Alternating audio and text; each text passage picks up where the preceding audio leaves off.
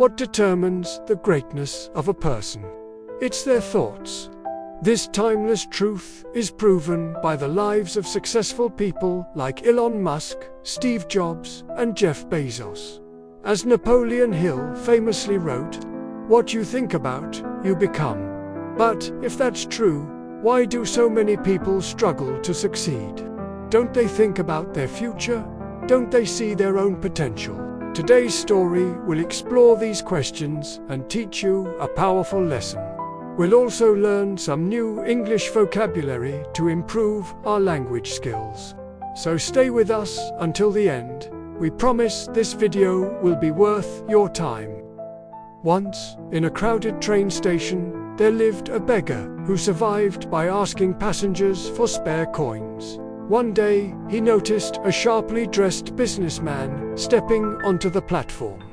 Seeing the expensive suit and confident posture, the beggar thought, "This man must be very rich. If I ask him for money, he will surely give me a generous amount." With this hope, he approached the businessman and held out his hand. But instead of giving him money, the businessman asked, "Do you always only take from others? Have you ever given anything to anyone?" The beggar was startled. He had never heard such a question before. Confused, he replied, "Sir, I am just a beggar. I survive by asking for coins. I have nothing to give." The businessman smiled gently and said, "If you believe you have nothing to give, then you also have no right to ask for anything. I am a businessman, I believe in exchange. If you can give me something, I can give you something in return. But if you have nothing to offer, I cannot give you anything." After saying this, the businessman boarded the train, leaving the beggar standing there, stunned. He kept repeating the businessman's words in his mind. "I've been begging for so long, but no one has ever said this to me." He wasn't rude, he spoke the truth. If I can't give anything in return, why should people give me anything? For the first time, the beggar realized why people rarely gave him much. He offered them nothing. That night, he lay awake thinking deeply. "But what can I give? I'm just a beggar. I have nothing." Yet the businessman's words echoed. "If you want to receive, you must first give." 2 days passed. The beggar didn't ask anyone for money. He was too busy thinking. On the third day, while sitting at the station, he noticed a patch of wildflowers blooming near the tracks. An idea flashed in his mind. What if, instead of just taking, I gave something back? What if I offered a flower each time someone gave me a coin?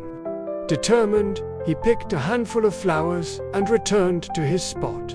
When someone gave him a coin, he smiled and handed them a flower in return. People surprisingly accepted the flowers with joy. Some even smiled and thanked him. Days passed, and something amazing happened. People started giving him more money. But he noticed a pattern. As long as he had flowers, people were generous. When he ran out, the donations dropped. So, it's true, people like receiving something in return, he thought. One day, he saw the businessman again, sitting on a train. Excited, he ran up and said, "Sir, today I have something to give you. If you give me money, I will give you a flower." The businessman smiled, handed him some cash, and accepted a flower. "You have truly understood the value of exchange," he said. "Today, you are no longer just a beggar, you are a businessman." The train arrived at the next station, and the businessman stepped off. The former beggar stood there, thinking, "Am I really a businessman?" As he reflected on it, he suddenly realized something. "I now know the secret of success. I was never just a beggar. I was a businessman all along, I just needed to see myself that way." Filled with excitement, he made a bold decision. He left the train station and never returned as a beggar again. 6 months later, at the same station, 2 well-dressed men met. One of them looked curious. "Do I know you?" he asked. The other smiled. "Yes, we've met twice before, right here on this very platform. The first man frowned, trying to remember. Then his eyes widened. You're the beggar. The one I refused to give money to. And then I bought a flower from the former beggar, laughed. Yes, that was me. But today, I am no longer a beggar. I run a successful flower business, and I'm traveling to expand it. The businessman was amazed. That's unbelievable. What's changed? The flower seller smiled and said, You taught me one of life's greatest truths. We receive only when we give. That day, I realized I was never truly a beggar. I was a businessman all along, I just had to see myself that way. The two men shook hands again, now as equals, and boarded their trains. Your life is shaped by how you see yourself.